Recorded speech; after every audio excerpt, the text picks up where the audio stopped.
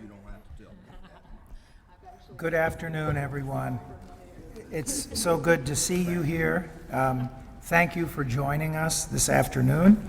My name is Louis Malfaro, and I have the privilege and honor of working with Pastors for Texas Children, who you'll hear a little bit more about from our executive director, Charles Foster Johnson. We have a distinguished panel here to speak to you about public education, about the importance of public education, about the challenges that public education is facing, and you are a knowledgeable audience. As I have met you coming in, there's a lot of leadership sitting in the pews of this church right now. Leadership in your faith communities, leadership as educators, and a number of you are active or retired educators. So we want this really to be a dialogue. And so we will leave plenty of time for questions, for your comments, and for you to engage with the panel and with one another.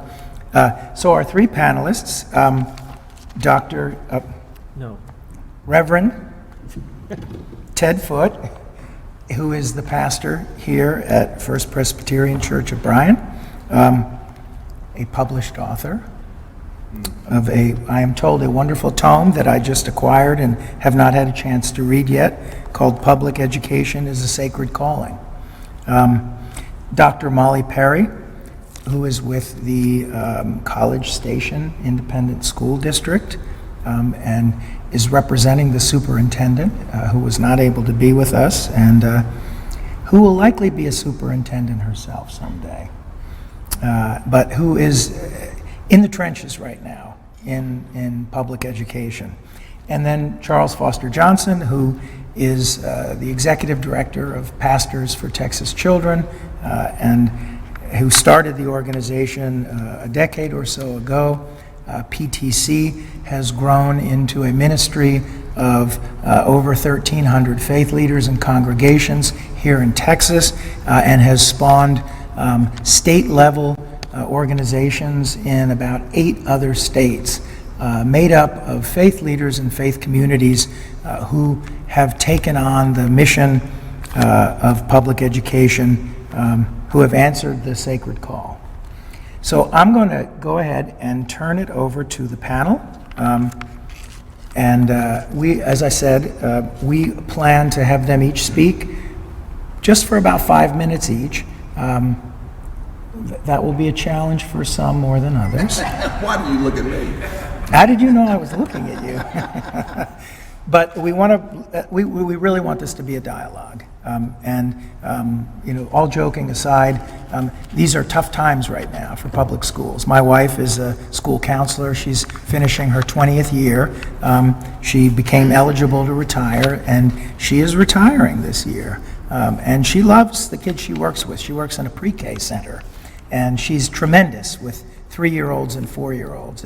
It astounds me sometimes to just see her every morning bound out of bed and to be able to go and give those kids her love and her knowledge. But she's worn down. And I'll tell you, having been in the house watching someone try to interact with 3- and 4-year-olds over a computer during COVID, and then come back to school in person, but still have to deal with the very, very difficult challenges that educators have faced over the last couple of years. I've watched it take its toll, on my wife. And I have many, many friends and colleagues who teach school. And it has been a tough time for educators. So good for all of us that we're here to lift up the people that educate our children in the public schools every day. And Ted, thank you for hosting us here, and thanks to the leaders in the congregation that invited us. And I will turn the microphone over to the panel. We're going to share a microphone in hopes that that picks up well enough for the recording. Thank you, Louis. And on behalf of First Presbyterian Church, we're grateful for all of you who are able to be here, whether you're part of education in general, part of public education systems somewhere, members of this church or other faith communities or some combination thereof. We are grateful that you're here.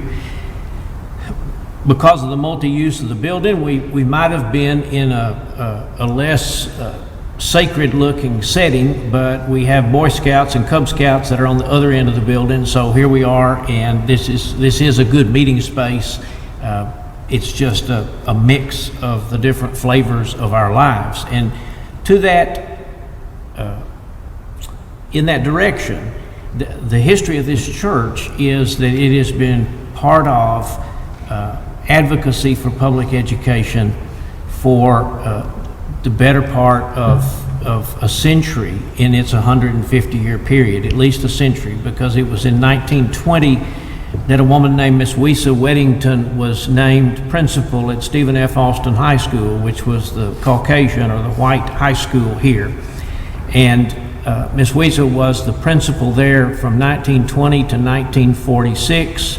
And while she was the principal, she had 3 preparations and 4 classes each day, 2 Latin, 1 Spanish, and 1 classics. As you know, in the sexism and chauvinism, there used to be a saying, maybe still is, when real men were men.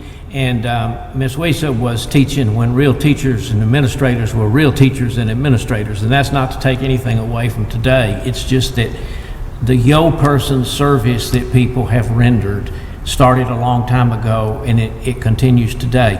She was a member of this church until she died in 1966, I believe. Was asked to serve as the interim superintendent in the late 30s, and she accepted to serve as the interim superintendent, but declined the community's offer to become the superintendent because, in my opinion, even though I never knew her, she knew she had a fiefdom over there at Stephen F. Austin High School, and she probably didn't want to risk that by becoming the superintendent. So she went back to Stephen F. Austin and served 8 more years as the principal. In this church, there are Democrats and there are Republicans. In this church, there are people with family households with students in public schools and in private or independent schools or homeschooling. In this church are folks that come from a mix of backgrounds. What they hold in common is a commitment to the education of God's people, which is part of our centuries-old tradition, but which, since Scotland started the enterprise in the 1700s, the notion that educating the public, whether it's at the cost or in the early days, sometimes of the church and other monies that could be raised before state systems were set up. But the education of the public is the foundation not only of the economy, but it is the foundation of the democracy. And that has happened in the United States. I served a church in East Texas. When that church started in 1845, within 4 years, they were hosting the school for the people of the community, and the pastor was one of the teachers. But when the state of Texas set up their public system, the Presbyterians in Rusk County handed over their school so that that would become the enterprise of the state, which it still is. We are grateful to support public schools. This, I guess, 40 years ago, this congregation established a relationship of support with Anson Jones Elementary School, about equidistant on the west side of Texas Avenue as we are from the east side of Texas Avenue, maybe a little further. But that relationship with Anson Jones Elementary continues to this day, and in the last 10 years we've added relationships of support with Henderson Elementary in this neighborhood and with Stephen F. Austin Middle School in this neighborhood. I don't have a lot more to say except that in the non-political nature of a church, we want to encourage not only our own members, but everyone, to be thinking stewards of their citizenship. And so when it comes time to elections or negotiations over public policy, to be able to understand the nuances, even if we don't understand all the complications. It's a complex business that these folks have in front of them, and it is to serve and create opportunities for education where only a few are not paying for the education of only a few. And that's not to say that private education is inexpensive for families. It's people sacrifice a great deal.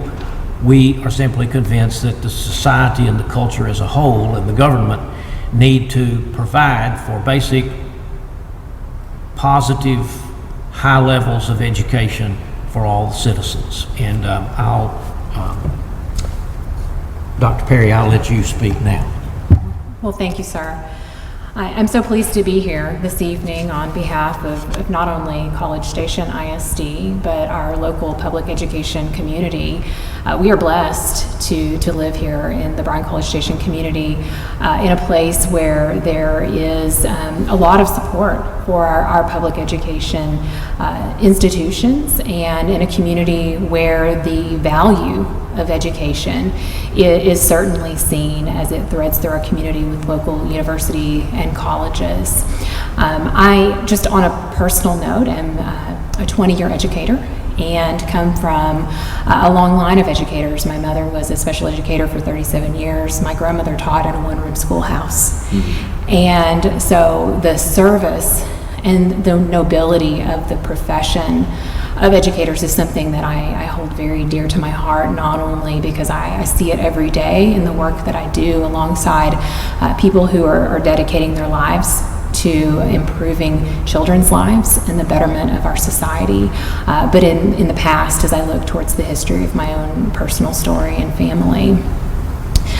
Throughout my career, I've had, as I mentioned, the opportunity to work with a lot of great folks and really see some incredible things. I, over the years, developed a strong sense of advocacy for public education as things ebb and flow in terms of the level of support. Just 2 years ago, in the past legislative session, we saw overwhelming support like never before, with a bipartisan effort to come together and fund more fully, not fully, but more fully, public education. And it was incredibly encouraging. Then we saw the outpouring of support as we entered the pandemic and that season of difficulty, as we were staying home and had so much uncertainty, and teachers were celebrated and there were parades in the street. So it's very hard to look back and see how things have changed so dramatically over the last year or so in terms of the public sentiment that we hear and feel towards public education. The narrative has certainly shifted very, very dramatically, and we feel it as educators. Our teachers feel it in the classroom as the attitudes from some families have shifted, as the narrative you see in mainstream and social media has shifted. And what I really want to just share with you all as I look around and I'm in classrooms and I'm having conversations with colleagues is that we as educators really are continuing to do the work every day. We know that there are children out there that come to us who find safety and comfort in our classrooms in ways that they don't have the opportunity to at home. We know that we have children coming to us with lack of opportunity in the experiences that they've had throughout their lifetime, and it's our obligation and our moral imperative to provide that so that we can create that educated citizenry that has been spoken about. It's absolutely critical to the foundation of our democracy, and we really encourage and support anyone that is willing to join alongside us to help share all of the good things that are happening in our schools and the positive outcomes that we see from our students, and the families that are very encouraged and happy and supported that you don't necessarily get an opportunity to hear from day to day. And With that, I would just like to say, I know we're moving into an even more difficult season in terms of political strife, and regardless of your affiliation on one side of the aisle or another, this is certainly an area where I hope that we can see folks come together in a more positive way, because the future of our children truly does depend upon having a solid foundation in our public education in our schools. And while certainly there are other options that are good for other families, just when it comes to thinking about the greater good of our society, I am proud to serve in a capacity that allows me to be a part of creating a system that continues to improve those opportunities for our students and promote success in our children, not only in our schools, but beyond. Thank you so much, Dr. Perry. Pastor Ted, if I could see that book that you so graciously gifted me.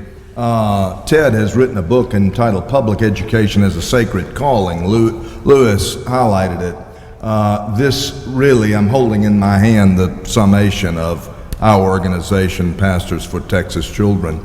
Lewis is right. We have 1,300 senior pastors in our network, pushing 3,000 faith leaders, elders, deacons, Sunday school teachers, others who are congregational leaders in Texas alone. We're in 8 states now. Public education is a sacred calling, and Dr. Perry has just articulated that. And we're doing something simple and powerful right now.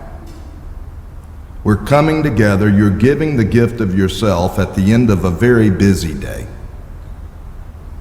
to express solidarity with frontline workers of God's common good, public school teachers. And you're also here because you have a level of indignation about the narrative that these 2 leaders have referenced. And you have different levels and degrees of anger, irritation, frustration. It's not a partisan thing. You are Democrats and you are Republicans and you are independents. But you know that what we're hearing right now in our communities in Texas is wrong. It's immoral. And you know that our schools are not harbingers of pornography, and you know that there's not racism in our schools. You know it because the school's right down the street. And your husband and your wife and your mother and your father and your daughter and your son is employed by that school. And your fellow church members and synagogue members. It's wrong and it must stop right now. And that's why we're all here. This is a better numerical turnout than we expected, thanks to Pastor Ted and the good folks of First Presbyterian Church of Bryan and our friend and colleague Louis Malfero and all of you. We put this together at the 11th hour because the need is urgent at the 11th hour. Who would have thunk it that the leaders of our state would frontally attack our community and neighborhood public schools? Do I hear an amen? And that's where we are. And it's got to stop, and it can start to stop tonight.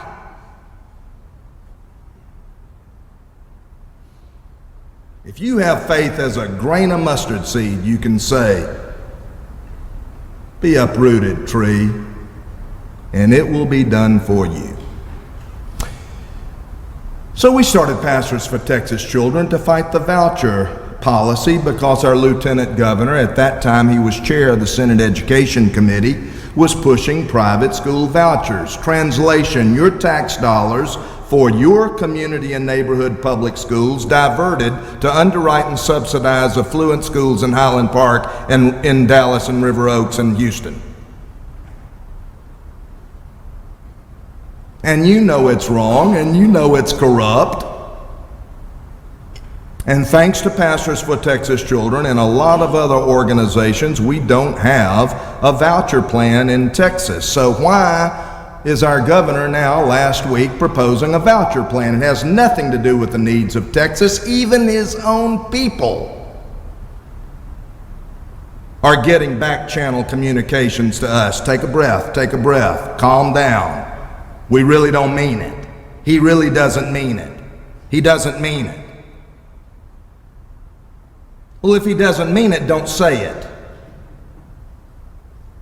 You deliver a message to the governor to quit talking about vouchers, and furthermore, to tell the people of Texas that you were wrong about it.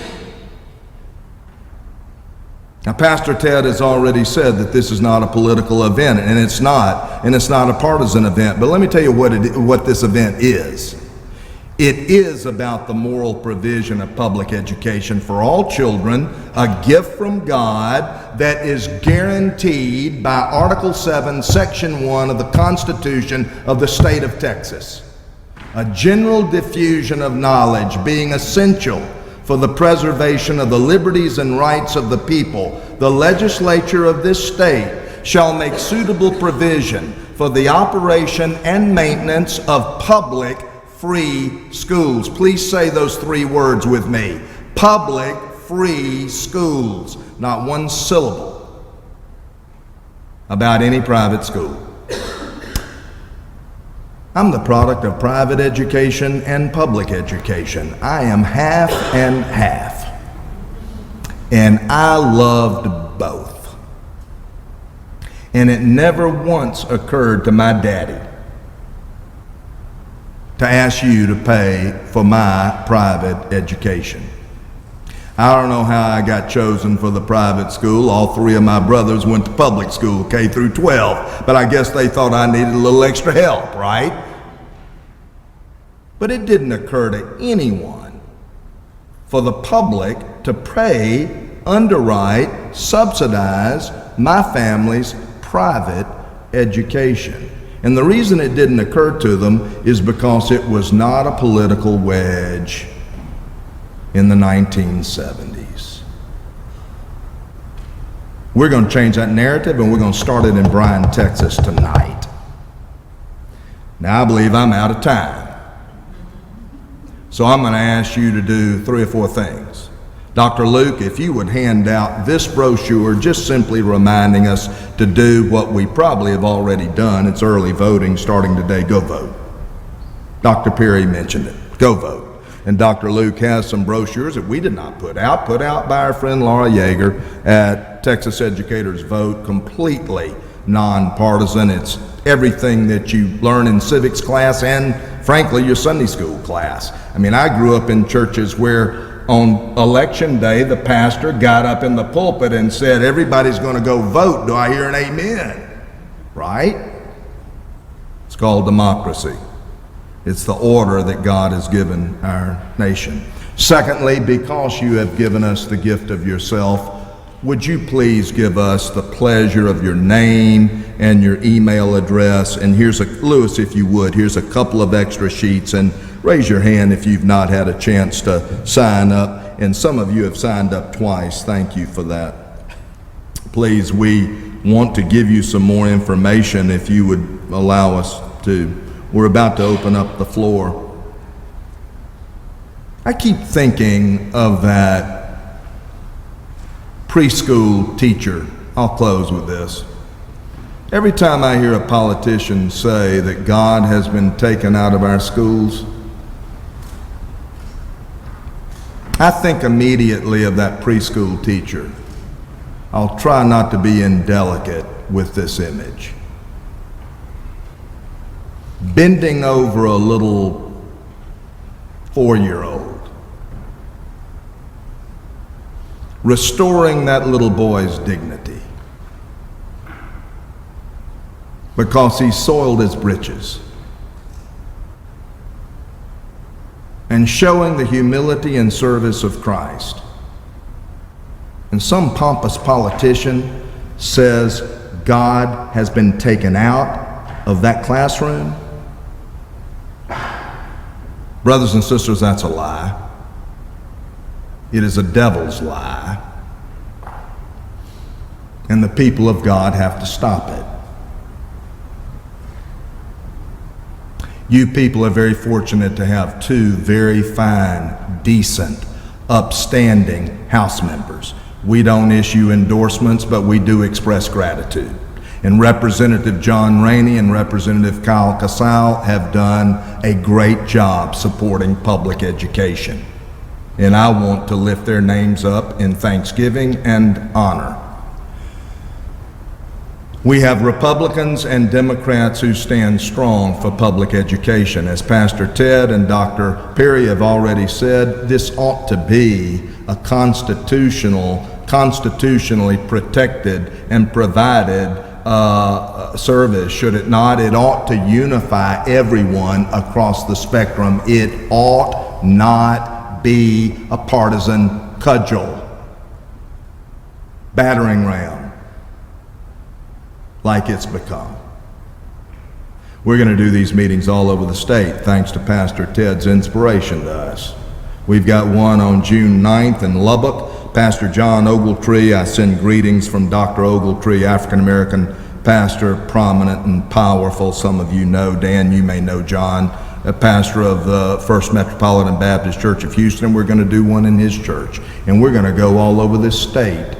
I had a conversation earlier today, I've already processed it with Lewis, about going from Amarillo down to El Paso and then starting on the other side of the state, from Texarkana down to Huntsville and down to Lufkin and Nacogdoches. And we're going to get people together and we're going to talk about public education. Why would the primary leader of our state, through a voucher plan, basically say to country folks in East Texas and West Texas, you don't count?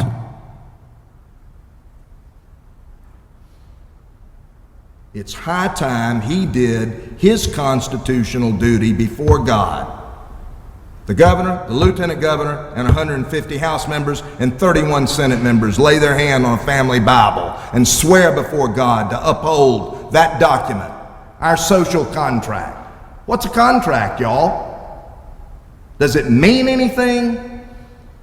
My leader said, you let your yeses be yeses and your noes be noes, and don't add one scintilla to it.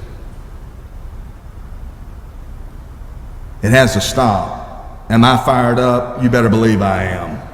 Does it come across? And so with that, Mr. Malfaro, I think we can open up the floor. Yeah, I was just going to say. Are you trying to shut me up? Nobody's going to interrupt you, Charlie. I did want to react to something before I open it up for comments and questions, to something Dr. Perry said about the shift in how the narrative has changed. So our good friends at the Charles Butt Foundation, Charles Butt of HEB fame, they do a poll every year of the public, and they separate out parents from non-parents. And they ask people their feelings about their children, about the public schools in their community. And they say, would you give your public schools an A or a B? Would you give them a high grade? And back in 2020, about 46% of non-parents said, I'd give our local schools an A or a B, so a little more than half said it was below a B. For parents, though, it was 56% gave it an A or a B. Then in 2021, when we were deep into the COVID crisis, the numbers shot up, and non-parents said 56% gave the public schools an A or a B. And among parents, it was even higher, 61%. And then this last year, after 2 years of this pandemic and this difficulty, something strange happened. Parents kept going up. People who see teachers every day, people who bring their kids to the schools, 68% said, I give my local school an A or a B. But the number for non-parents dropped back down to 48%, a 20% gap between those who have direct contact with the schools and those who don't. And I can't say for certain what the cause of that is, but I think that it has a lot to do with where people are getting their information. And when you're getting it firsthand, when you're sitting across the desk from your child's teacher, when you're bringing your child to school and picking him up every day, you're getting a very different perception than if someone else is telling you what the schools are about and what they're doing. So I would love to open it up for comments or questions. We have plenty of time. You have three very smart panelists up here, and if you just want to share a reflection or an observation, that's great too. Don't be shy. I thought I saw a hand moving back there. Dan? Yes, ma'am.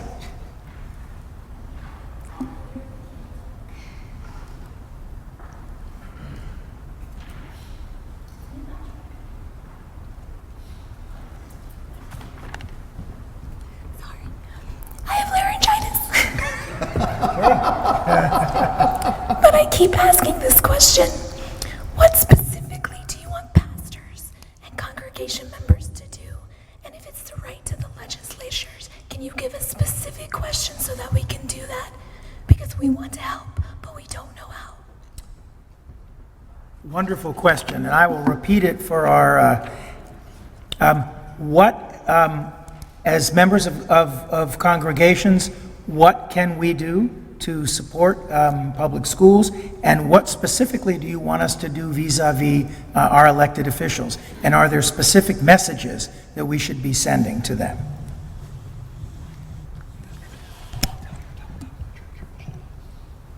About what, Charles? What your church does. You've been involved a long time. I saw all those plaques. Oh, well, I think that one of the things that we do for each other, whether, it doesn't matter where, to me, where our children go to school or where we're employed, because education itself is also a sacred calling. But I think that, Pastor Jennifer, one of the things that I want to try to do myself, I mean, it's what I do every day. I open the paper up and I read what the candidates write. And I find that the language they use and that they use to promote their ideas is often a little bit fuzzy and non-specific. So the term today that was used in one set of sentences was, I want to modernize school finance.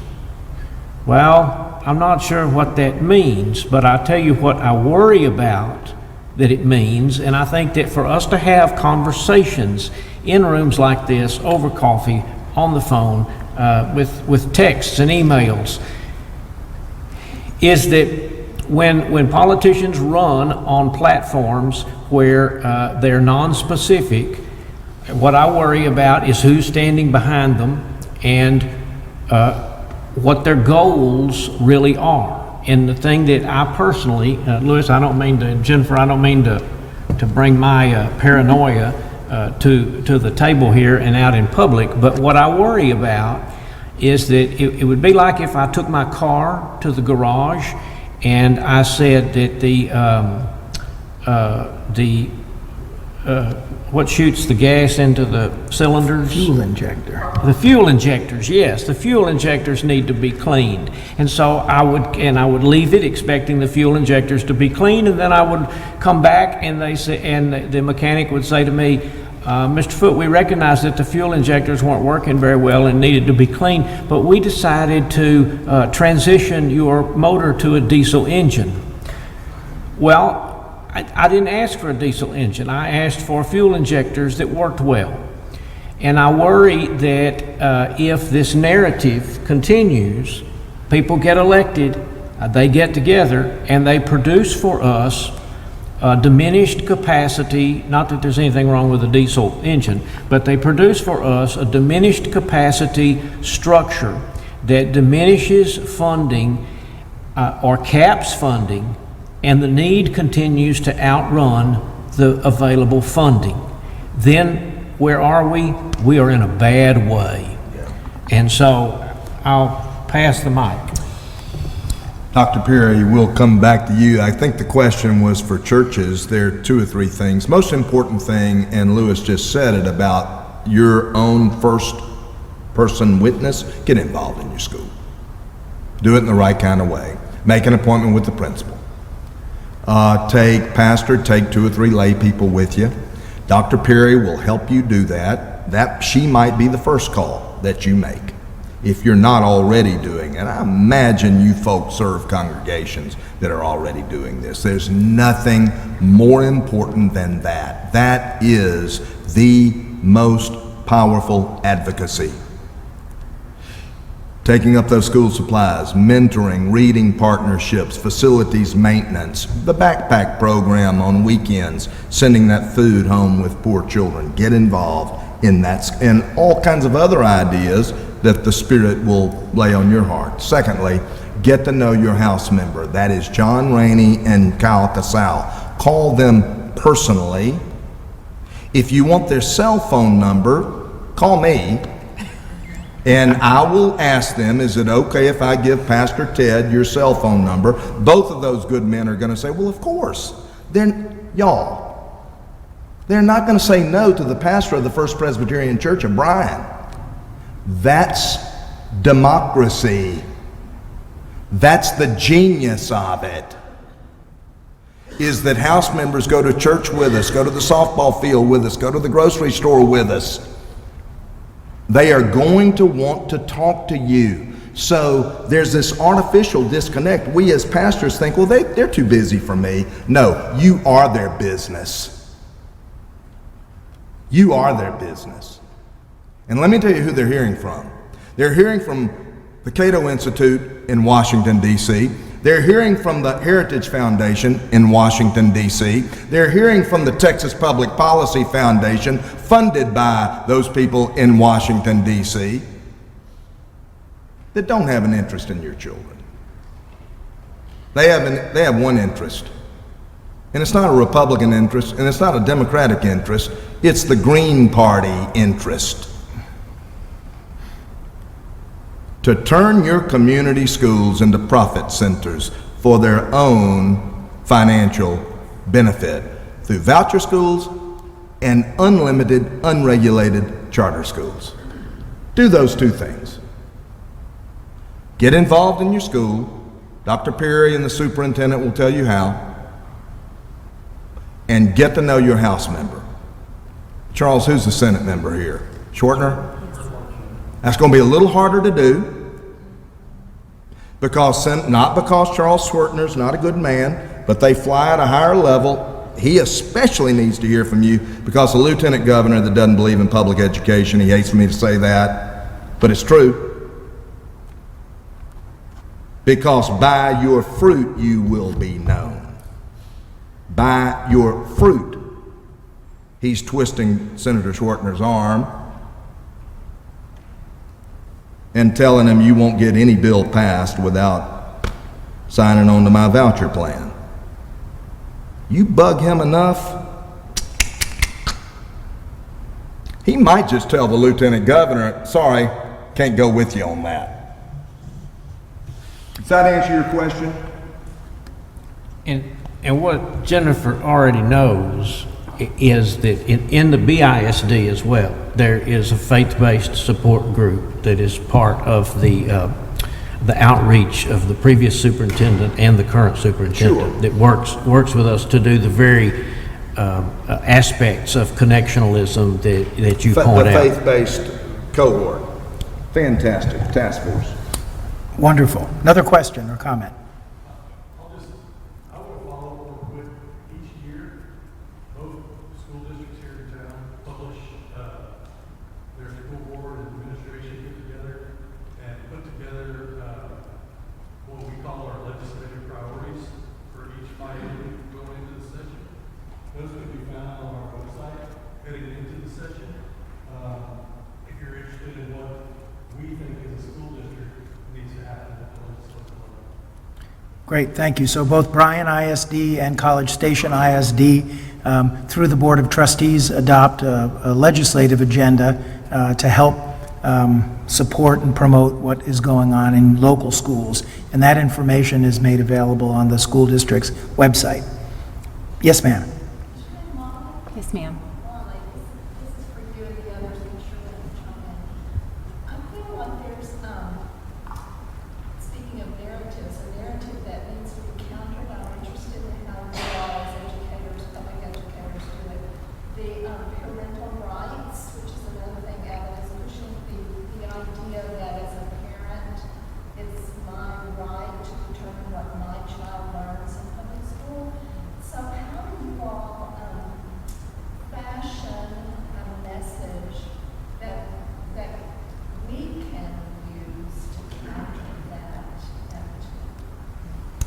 So for those of you that might not have been able to hear the question, it was regarding the message of parental rights and the importance of parental rights. And I think that is the perfect question to follow some of the conversation that we've had, because this phrase, parental rights, has really just recently gained a lot of traction. I see that as an outcropping of public schools becoming political playgrounds. And that is really the most recent push that we're seeing, whether it's the pornography in the library or critical race theory. These fabricated ideas of what's happening in public schools are becoming more and more common, and folks are seemingly accepting that, in fact, those things are occurring, when I can assure you that they absolutely are not. I had actually never heard the phrase critical race theory until I began my doctoral studies at Texas A&M University. That's not something that is in the Texas Essential Knowledge and Skills that is taught in the classroom. It's not something that most teachers would even be able to explain to you what it is, because it's not part of our pedagogy. The parent rights, I think, is really just packaging all of those things together. And my question for somebody who is wondering how they can have greater rights is, did you vote in your last school board election? Because as a local public school, we have 7 elected officials who represent our local community. And those folks are charged with the governance of our school. They're charged with adopting the budget, hiring and evaluating the superintendent, and overseeing the policy of our local school districts. And those are the individuals that our local community have entrusted. So how can we be in a system that provides any greater level of parental right than one in which we are locally electing individuals to serve and represent our community in our school district? It's a huge charge, and to really kind of extend on the last question, that's an area where we would love to see more families get involved in understanding that local election for school board and what those individuals represent, and how you can better understand the process and what we as a school district are involved with. We have monthly board meetings that are public meetings, where they're not only accessible to anyone in the community to come to, but to live stream on our website. We welcome involvement and individuals being part of that process. And if there are certain things that as parents, folks have concerns about, we would welcome a conversation, because I think the challenge in this whole situation is what you spoke about in terms of the survey. People who are day to day seeing the teachers and working with our campuses and feeling those personal connections have a high affect towards what's happening because they experience it, and those who don't perhaps are just hearing some of the narrative that's happening out in the media. And so certainly parental rights is something that has gained a lot of traction, and my hope is that folks will stop and think critically about what that really means, and the processes that we have in place to ensure that our parents do have rights in public schools. Tremendous. Great. Other questions? Did I see a hand in the back? She asked half of my question. Okay. As a pastor who works heavily with youth in this area, how can pastors of youth work with our youth in a way that helps support our teachers in the classroom? We are encountering the same problem with parents coming to our youth groups and complaining about things that are commonly taught in the churches anyway. It's the same thing teachers are encountering in the classrooms. So how can we as pastors be a better voice through our children's ears to be more respectful in the classroom for their educators? Wow. There's a great question. Pastor? No. She's my colleague. I'm not. Y'all get to talk about this? Okay. Defer. Mom, thank you for coming, and that beautiful little girl too. Pastor, what is your name? Emily. Pastor Emily, wonderful question, and help us. I don't know a quick answer. Help us figure that out. I think that may be our next engagement. We've talked a lot about getting particularly older adolescents involved. Dr. Perry, you and the education community, help us figure that out. It's a little tricky because we're talking about church kids. I assume, Emily, you're talking about, a Christian kid asserting her witness by showing solidarity for public education. Solidarity would be a big word for a 16-year-old kid. I don't know. I bet you're a great organizer, though, and a great evangelist, and a great program designer and implementer.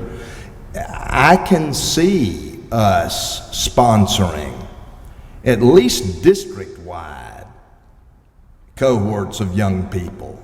Hopefully we could do it high school by high school. How many high schools do we have, Dr. Perry, in Texas? 1,500 or so.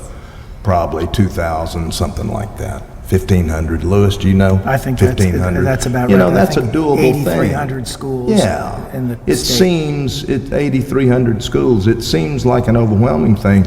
I think this is where it starts, right?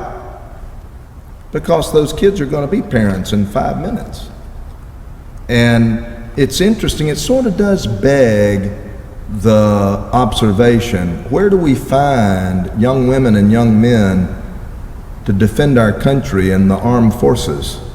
We don't go to private schools in Highland Park, y'all.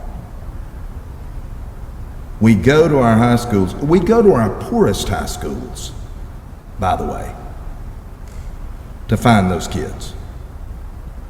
And this is why we call, Dr. Luke and I, has been with us since the start, 2013. We've been calling public education a patriotic principle. I mean, it used to be, right? It used to be non-political, non-partisan, unifying everyone. It didn't occur to any politician to somehow make public schools a divisive issue until a few years ago. I'm going to tell you when it started. It started when our schools became integrated racially. And that's when Milton Friedman, on the free market side, libertarian side of the equation, thought, here's what we can do. We can implement a voucher plan to get around the Supreme Court Brown versus Board of Education and resegregate our schools. Of course, integration didn't happen in the South until the 70s anyway. And let me not idealize public schools too much. We got a long way to go in fulfilling our constitutional promise to provide quality education for all children. You go into East Fort Worth, as we do over in those poor schools, there is neither adequacy nor equity in those schools. By the way, equity. It's a Bible word. The prophet Isaiah uses it over and over and over and over. So you're asking a great question. Help us figure that out and make sure you sign up, because you're going to get a call from me. But make sure that sign-up sheet got back to you. Father? Yes. So one of the things you're bringing up is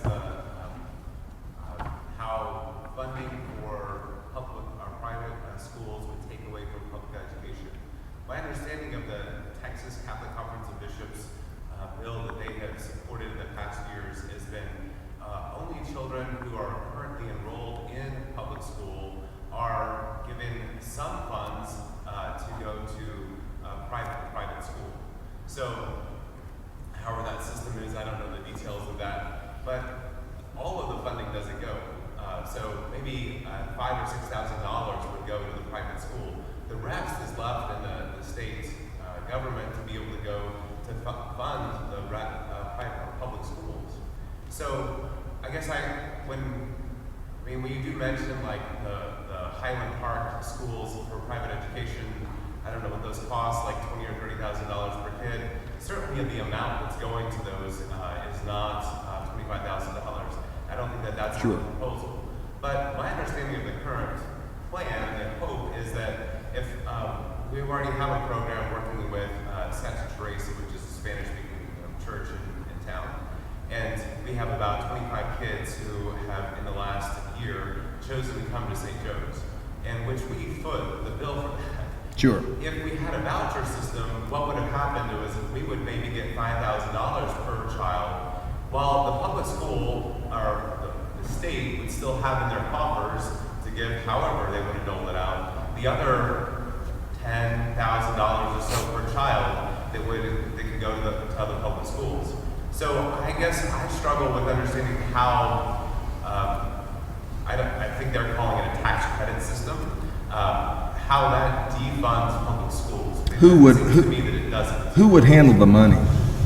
I don't know the details of that. I'm new to this. Yeah. That's what I'm understanding, and I certainly, I support public schools. I went to public high school, so we have lots of teachers. The superintendent goes to my church, Bryan ISD. Sure. I love our schools, and the teachers do an amazing job. So basically, our response is, good question, is who would handle the money?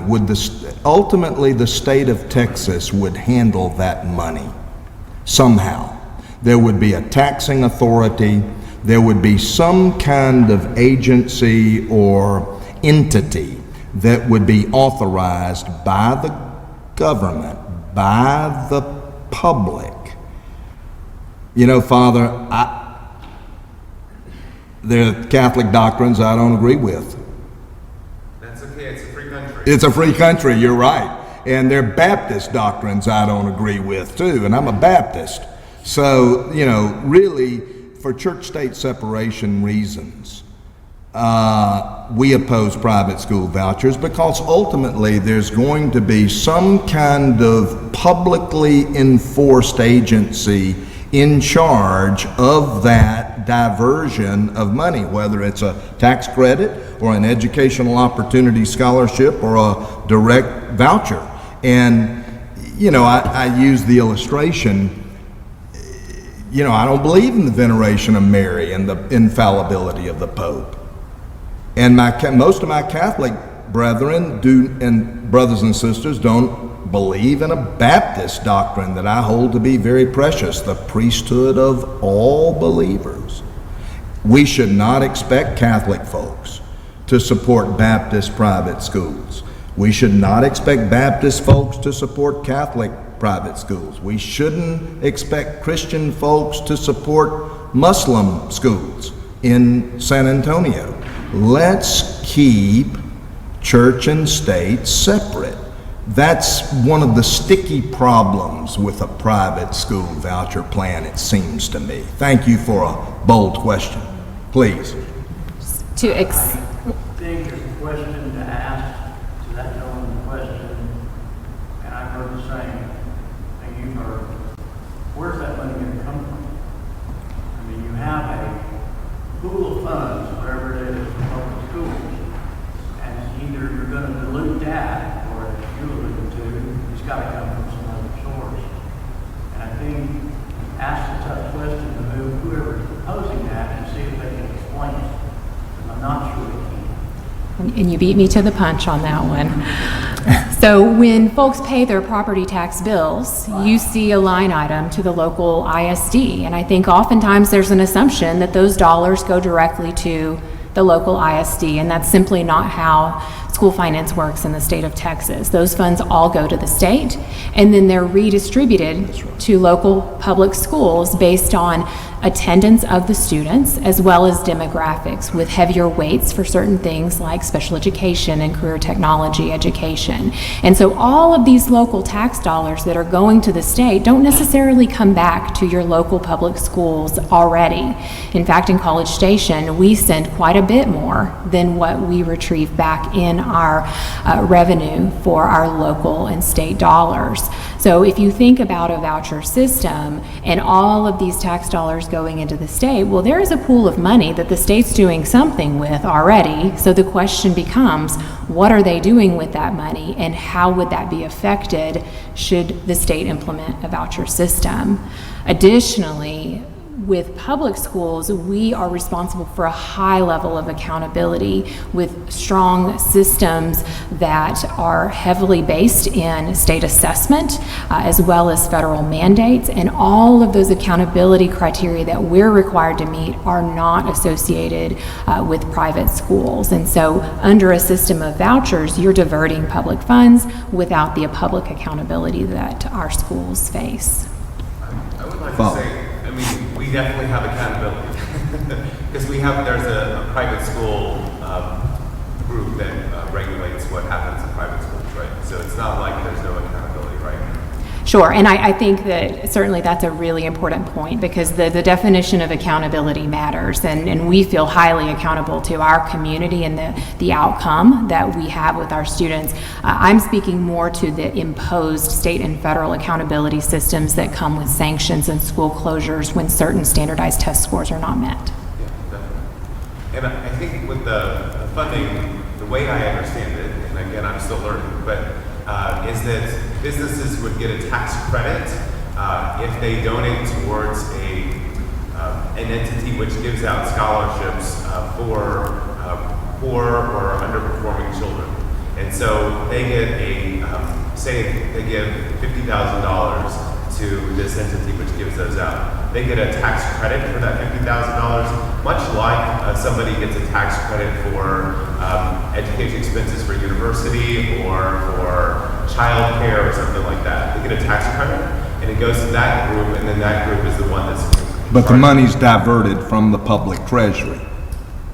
Yes, it does not go. It's like other tax credits that are given where that money doesn't go there. It's they don't have to pay those taxes because they made that donation.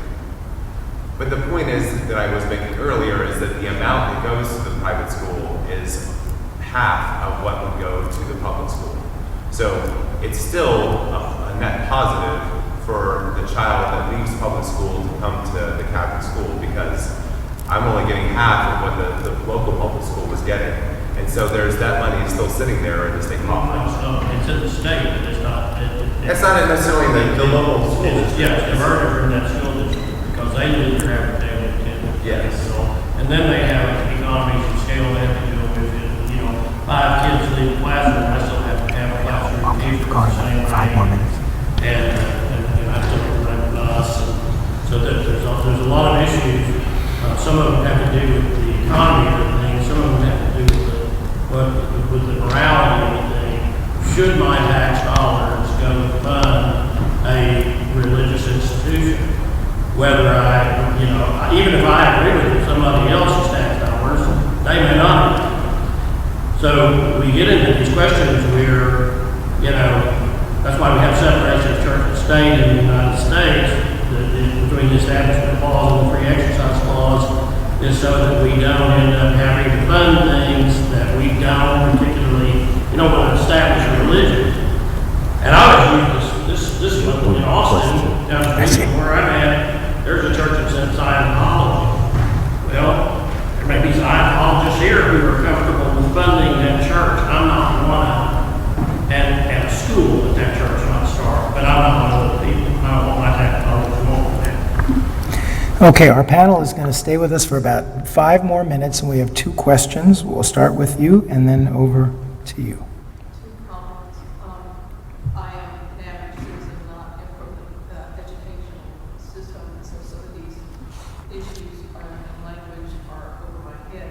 Yet, I know that in Texas, historically, we have underfunded the schools, so anyone leaving to go to anybody other than public schools weakens the public schools further. And if they're underperforming, the answer is not to take more funding away from an underfunded institution.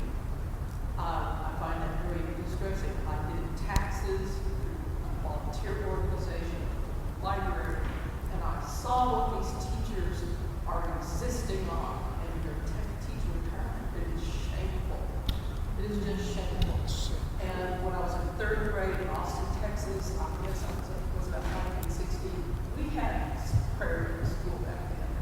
And the prayers I got from my Baptist teachers There was a clash there, and I went to school with a lot of wonderful Jewish kids in junior high school. And I had to sing all the Christian Christmas carols. I'm sorry, I'm very passionate about this, but I don't think that, I think we definitely need separation of church and state. We need to, increase our funding for our local schools and beef them up. We had a teacher here, I'm sorry, I'm going over my time. We had a school teacher here in our church who could not support his family on what he made, and he left, and he's a teacher. So that's all I have. Thank you. I would add, Brother Luke tapped as close as he could to the dance floor where it was at. But there's no definition of private. I'm going to go ahead and tell you Pandora's box. If it's opened up to private, private could be a Wiccan-related church. I hope this doesn't fall down. But I'm speaking the truth on it. There's no definition of private, and if there's going to be a definition of private that has to be religious, they make that in their definition. That is, like Wiccan does. To say that it has to be moral, whose eyes does that go through? Do we look at a Buddhist? It was brought up. Do we look at any other group? Muslim, Caucasian, Hispanic, what? But if you open up that door, be prepared for the other end to want a piece of that pie. And that's with 22 years of being now a retired superintendent. I've been in Austin. I've dealt with the legislatures. I've testified before them. But I'm telling you, as strong or as weak of a Christian as I am, we don't get to say which group under private that falls to. And while it's good intentions of the Catholic Church or the Presbyterian Church or the Baptist Church or whomever that may have their own private school, you have to understand, in those private schools you are fighting the devil. Guess what? The state has to invite them to the table. Max, we've got 26 Baptist denominations in this state. To your point. And none of them get along with each other. And none of them get along with each other. All right. We have gone a bit over our time, but I would like to thank our panel very much for a lively discussion, and thank you all.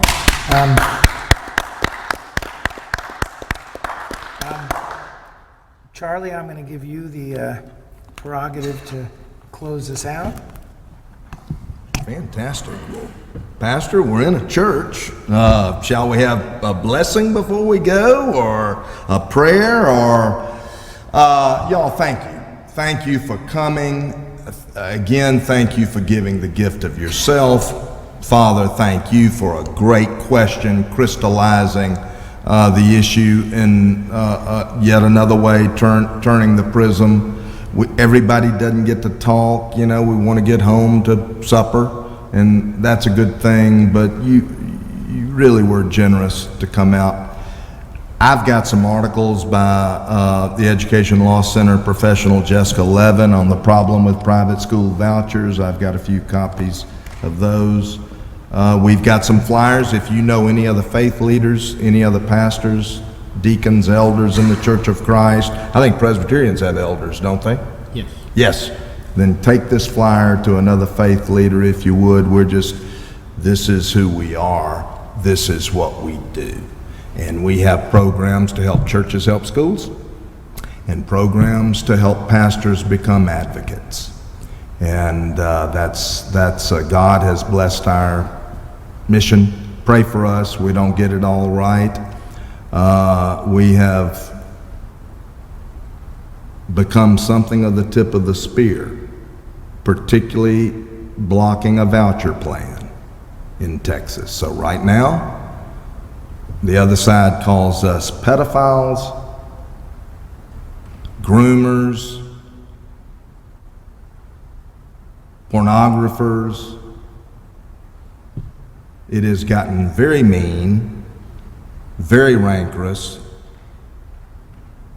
and yet that is not a smidgen compared to what public school teachers are going through. These are people that have saved our children's lives. 5.5 million Texas school children. And we're going to change that narrative starting right now. Let's stand and we'll have a blessing. The Lord bless us and keep us. The Lord make his face to shine upon us and be gracious unto us. The Lord lift up his countenance upon us and give us God's peace. And all the people of God said, Amen. Dr. Perry, thank you.